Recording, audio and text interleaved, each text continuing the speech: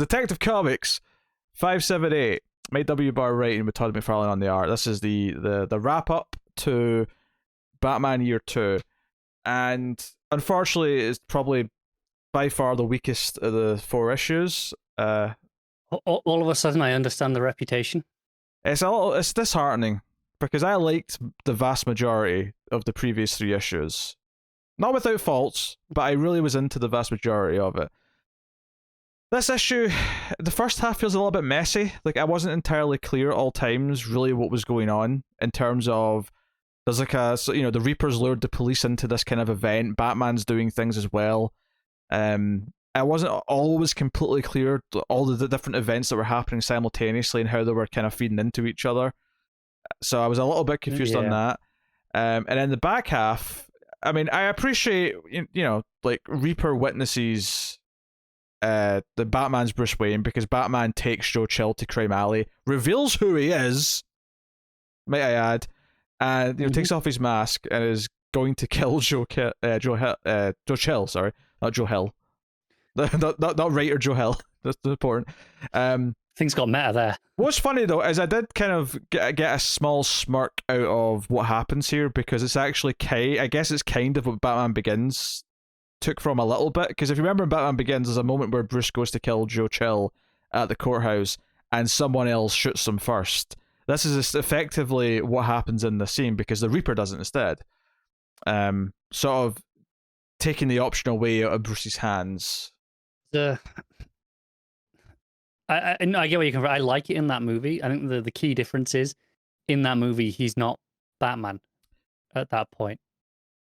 I mean, you can phrase it that way. I think I would maybe just sort of broaden it out to this is a much rawer Bruce at that moment in the movie. He's much younger. He's not sort of like really thought about or really kind of established what his ideals are. Because that's before he even has that moment where he throws the gun away. Because that's a big moment in that movie. This is a little bit weird to hear because he does have a moment. There's a page where he says, "No, Father, I will bury this gun in the building that's in your name," or something to that effect. But it doesn't really feel like it comes off of a moment. He just kind of decides to do it randomly. It feels like in the comic. Yeah, I feel like again, with the comparing it to the movie, in that he's thinking about it, but he's never like on the verge of actually pulling the trigger. Whereas here, he has the gun against his head, like executioner style.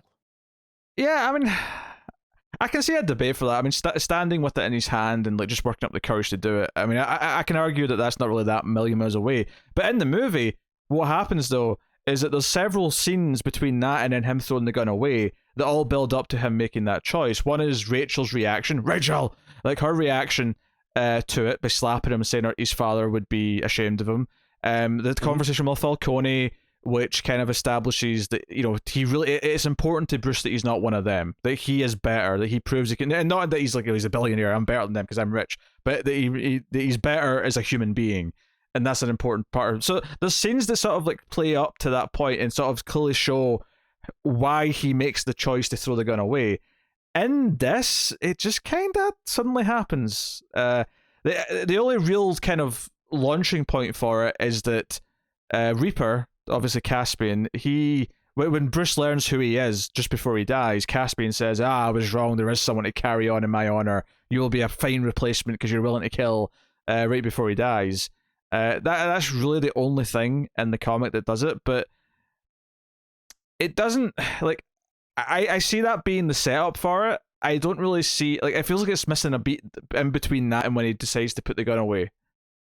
That moment, like, that panel where it actually says, I know you will make a fine replacement for me, is on the exact same page as him then burying it. There is one panel in between of him looking at the gun, and then the next panel is him, I'm going to bury it in the Wayne building. Yeah. That is literally that close together. So, I guess it's rushed, I guess is what we're saying. It feels like the climax is rushed in that sense. And given that that's where the true Batman story of this is that choice to not be that killer, it's a shame that that's just kind of rushed at the end. Gordon realizing that Batman was just playing the villains, so he turns on the signal again, is fine. Again, it felt like, because there's a moment where he says something to the effect of, "I just hope Batman understands why I did what I did," and I sort of stopped and went, "What's he specifically referring to? Is there a specific moment that I'm forgetting from a previous issue that he's talking about, or is he just in general saying treating him like a criminal again?" Like, I assumed yeah, so. it played a bit weird. Played a bit weird for me, that, but And what's weird about it as well is that Batman came to him before all this started. Like, you're gonna hate me. yeah. It's like I kind of understand what you're gonna do. So it's not like he did anything unexpected. So of course Batman's gonna forgive him. Yeah, that's a bit odd. I mean, they are still really good. I mean, the art's been consistent throughout the book. I actually think the first half, in particular, I don't think it's as clean as in previous issues. I think it's a lot less well defined. Do you think it was a rush to get the last issue done in time? Do you think that's what? I do. I think the inks are less pronounced than they have been in the last two issues, in particular. Yeah, the other bizarre thing in this is the romance and how that ends, where because there's a whole scene where Bruce, he's going to marry I forgot her first name. Can't be his daughter. He's got Rachel. Oh, Ash, yeah, It is Rachel. So how do we forget that one? but they have these moments, and she's like, and the signal's up in the sky, and she's like, he's like, I need to go and do my thing, and she doesn't know obviously what he's talking about, but she's like, yes, go, my love, but I'll be here waiting for you. But once obviously her father turns out to be the Reaper, she sort of says, no, I have to return to my faith, I have to make amends for what he has done, and just kind of calls the wedding off, but not because they break up in a sort of like dramatic way. It's just no, I have to do this for me, so she's going back to the nunnery. Yes. So it's kind of an interesting ending, and I don't know if I was expecting this to end in a way where, had she not broken it off for this personal reason, Bruce might have still wanted to go through with marrying her. So that's a bit different from what I was expecting. It's not necessarily a bad thing. It's just different.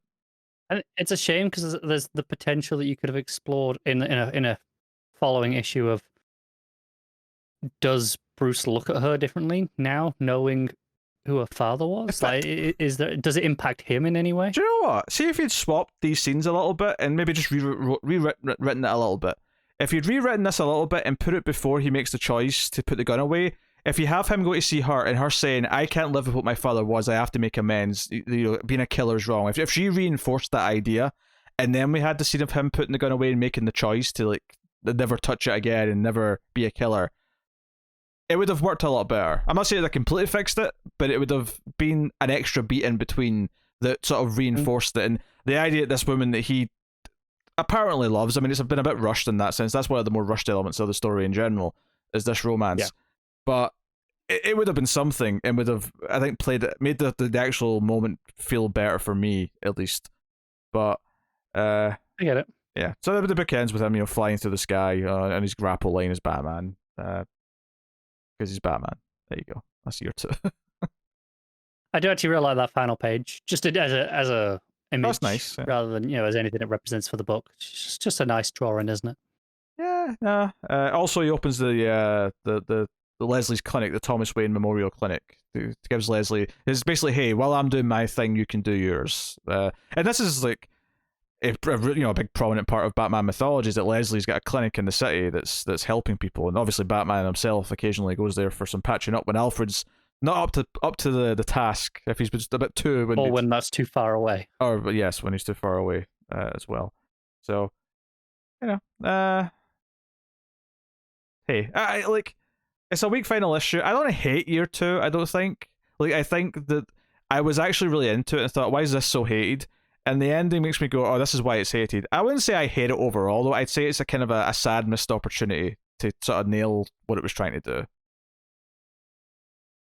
Yeah, I probably hate this issue. Also, I have a lettering complaint with this issue in particular that I thought was a very strange choice. Is that the bubbles that the Reaper talks in are not, straight edged bubbles, rounded bubbles like we typically see for speech. They're kind of wavy, like we see for thought bubbles. And that wouldn't be a problem if you weren't using thought bubbles, but we are. And there are thought bubbles like right after his speech, for example. And it can be hard. I have to actually readjust and work out, okay, is this speech or is this thought when he's on the panel, and that's a bit of a problem, I think. Just a little bit of separation would have fixed that. What are you rating it? I'm gonna give this one a 3.5. I'm not gonna go that low, but I'm gonna go with more like a 5. I think it's kind of in the middle because I still like the art quite a bit. I still like the grungy sort of feel. It's just a kind of a shame. It's kind of a disappointment after the previous 3 issues. So anyway, Too much of a mess for me.